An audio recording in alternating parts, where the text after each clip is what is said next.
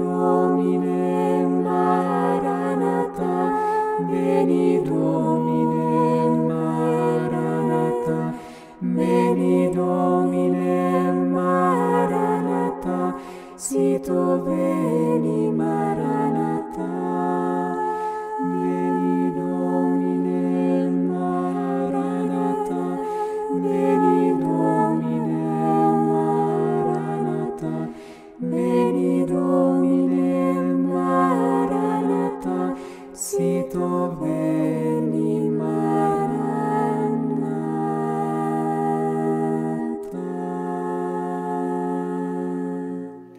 Ici Paul-André Durocher, archevêque de Gatineau.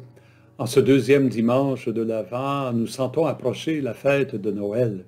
À ce temps-ci de l'année, nos compatriotes de langue anglaise aiment bien relire la nouvelle de Charles Dickens, intitulée en anglais The Christmas Story.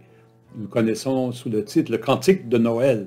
On connaît le personnage de Scrooge, celui qui n'aime pas Noël. Mais Charles Dickens, lui, aimait beaucoup Noël. Et il décrit ce temps festif ainsi. C'est un bon temps, un temps de tendresse, de pardon, de charité.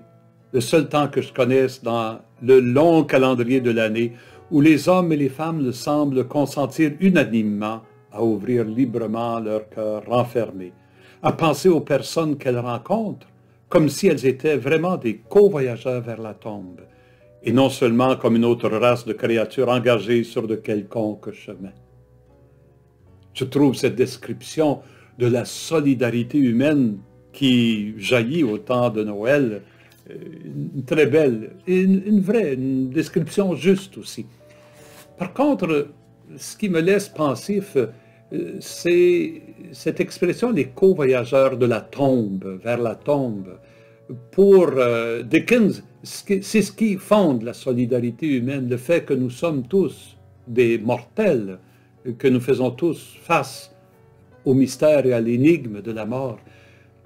Mais en tant que chrétien, ce qui me semble fonder mon esprit de solidarité avec les hommes et les femmes de cette terre, ce n'est pas le fait que je suis mortel, que je voyage avec eux et avec elles vers la tombe, c'est vrai, mais encore plus que je voyage vers la vie avec les hommes et les femmes de ce monde, parce que le Christ a vaincu la tombe, le Christ est ressuscité, et c'est une fondation d'espérance, c'est une fondation de solidarité. C'est ainsi que le prophète Isaïe envisageait le temps du Messie. Le Messie viendrait comme un homme de justice qui accueille chacun, chacune, selon la dignité qui lui est due. Il ne voit pas selon les apparences. Il est attentif à chaque personne. Et cela rejaillit sur la nature elle-même, où on voit le loup habiter avec l'agneau, le léopard se coucher avec le chevreau. Moi, je vois ça comme une métaphore de l'unité du genre humain. Quelle que soit notre race, quelle que soit notre ethnie, notre langue, notre culture, jeunes et vieux, hommes et femmes, tous ensemble, nous sommes appelés à cette solidarité où nous nous reconnaissons les uns dans les autres, où nous vivons ensemble ce cheminement vers la vie. Le prophète Jean-Baptiste, au temps de Jésus, il invitait à la conversion, à nous convertir, à changer notre cœur. Convertissez-vous, car ce royaume des cieux, il approche, le royaume de justice, de paix et de joie. Et il nous dit que celui qui vient après lui, il ne baptisera pas seulement dans l'eau, mais dans l'Esprit Saint et le feu. Dans l'Esprit que Jésus nous donne, qui nous transforme à son image pour que nous devenions comme lui, des hommes et des femmes de compassion, de charité, de pardon. Voilà la vision qui nous habite en ces jours. Et Saint Paul, il a bien compris ça quand il écrit aux gens de Rome, aux chrétiens et aux chrétiennes de Rome. Il leur écrit « Accueillez-vous les uns les autres comme le Christ vous a accueillis ». Nous venons de vivre un processus synodal mondial et un des mots-clés qui est ressorti, c'est le mot « accueil ». Accueil. Cet accueil doit caractériser la vie de l'Église, doit caractériser la vie de chaque chrétien, de chaque chrétienne.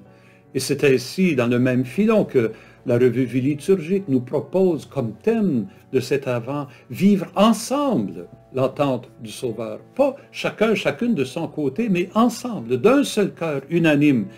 Oui, c'est ce qu'écrit Saint Paul. D'un cœur, d'une seule voix, vous rendrez gloire à Dieu, le Père de notre Seigneur Jésus-Christ.